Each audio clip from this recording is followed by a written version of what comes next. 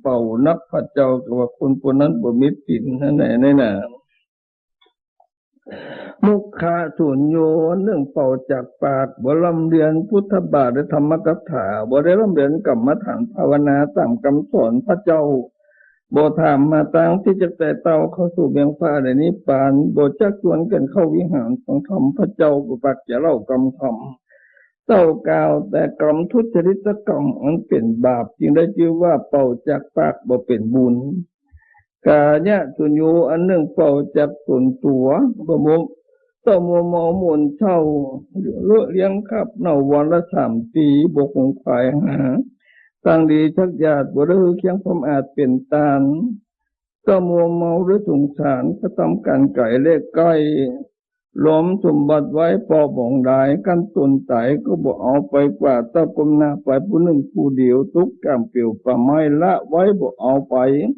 ตามวิปลาสนักพระเจ้าก็ว่าเป่าจากส่วนตัวเลยนะอายุสุญโญอันหนึ่งเป่าจากอายุแม้ว่ามีอายุยืนยาวได้100 ขวบเข้าบ่ได้ให้ลูกเต้าบวชเป็นจีบ่ได้สร้างกุฏิหรือเจดีย์ธาตุบ่ได้สร้างอาวาสเป็นตาลบ่เขียนธรรมคำสู่ศาสนาพระเจ้าสืบเล่าไปลุนบ่มีกุศลสั่งชักชิงจิตใจจริงเววาจึงได้ชื่อว่าคนปาลากำเทาเลี้ยงครับเน่าอยู่เฉวยกามมีอายุรามปังเป่านับพระเจ้ากับว่าคนผู้นั้นเป่าจากอายุเตะดีสัพเพกถากำจาตังมวลที่ได้เก่าจี้บอกแต่ของฝุ่นเป่าตังมวลอันคนยิงใจตั้งหลายโบกตำเป็นเด็ดขาดอย่าลงเข้าสู่อำนาจแห่งสตะสุญโญตตุพลังเสนี้ไปหน้าท่านทั้งหลายจงท่าดาวฟังยังสารกาทำไปแถมเล่าจักพิกของเก่าเพื่อเป็นเกณฑ์สารเนื้อเป็นรับฐานไว้โดยย่อเพราะเป็นที่สนใจก่อนแล้วนะสารกาทำคือทำให้เป็นเกณฑ์สารนั่นคือได้ผงใดจาจักกุสาโลท่านหนึ่งคือมีตาบ่เป่าได้เลี้ยงหันสารูปเจ้าองค์คำได้เลี้ยงหันธรรมเทศนาเป็นคปิลาอุวาทได้เลี้ยงหันนักปราชญ์สังฆาเจ้าได้เลี้ยงหัน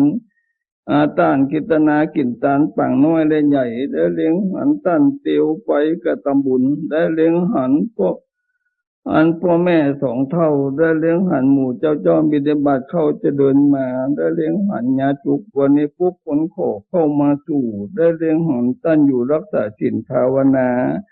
ในเมียตาได้เลี้ยงหันแล้วก็บุญกาดแก้วดูได้เพิ่งรีบปุ่งฝ่ายกระตำบุญไปตามแต่ได้ควรเร่งช้าๆเอวโทษหากองดีมีหลายจริงจะได้ชื่อว่ามิตรไว้บ่เป่าจากกองบุญโสตทาโลท่าน2คือมีหูบ่เป่าได้สลับตับฟังนำธรรมคำสอนพระเจ้าได้ฟังคำตันเล่ากรรมดีได้ฟังคำประเพณีแต่เก่าได้ฟังคำตันเล่ากองบุญอันเป็นกุศลในชนิดจัดนาได้ฟังน้ำปากพ่อแม่บอกหึ่งสอนฝันได้ฟังคำครูบาอาจารย์สอนสั่งได้ฟังบทปัดฟังบาลีมีหลายเยี่ยงติดเยี่ยงด้วยกองบุญกันว่าได้ยินได้ฟังแล้วก็เบื่อสูญเป่าเก็บเอาคำสอนใส่ใจเราไว้ที่ได้ชื่อว่ามีหูไว้บ่เป่าจากกองบุญนั่นนะหัตถะสาโลทวน3อันหนึ่งคือมีมือบ่เป่าได้โยมือไหว้พระเจ้าได้ธรรมเทศนาได้ไหว้สาหมู่เจ้าได้นบน้อมเก่าขับไหว้พ่อแม่ปู่ย่าตายายได้ควงขวายกระทำบุญด้วยมือตนบ่ขาดได้เอาเข้าพระเสบาทด้วยมือตนหันตั้นกระทำบุญ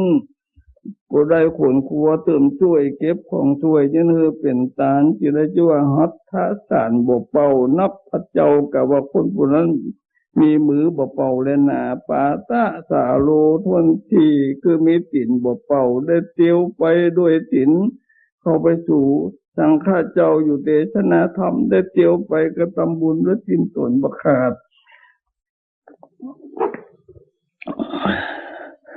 ได้เตียวไปเข้าสู่นักพาเจ้าตนมีพระญาได้เตียวไปหาที่ตั้นกระทำบุญเป็นหมู่ ได้เตียวไปสู่ของเกี้ยวทั้งสามมันเตียวไปหึงตันก็ทำบุญไปใจแมันว่าไก่ได้ไก่ก็บ่ทอละนาบ่ว่ายามแรงได้กะว่าสาได้เตียวไปมาก็ทำแล้วก็ทำเล่าที่ได้ชื่อว่ามิตรสินไว้บ่เป่าจากกองบุญ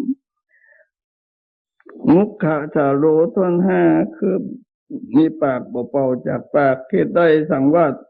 พุทธบาทธรรมกถาได้ร่ำเรียนกรรมฐานภาวนาตามคำสอนพระเจ้าได้ถามหาทางที่จะแต่เตา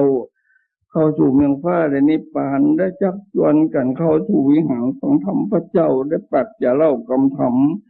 เต้ากล่าวแต่วจีสุจริตกรรมอันเป็นบุญกุศลหลายจริงที่ได้ชื่อว่ามีปากไว้บุเป่าจากกองดีด้วยนะกาญะสาโรทนหกคือบ่เป่าจากตนตัวบ่มัวเมาหรือกิจการอันเป็นบาปบ่หลงเลี้ยงคาบเน่าคิงดายเต้าคงฝ่ายหากองอันดีบ่ขาดได้ฮือเกี่ยงความอาจเป็นตาง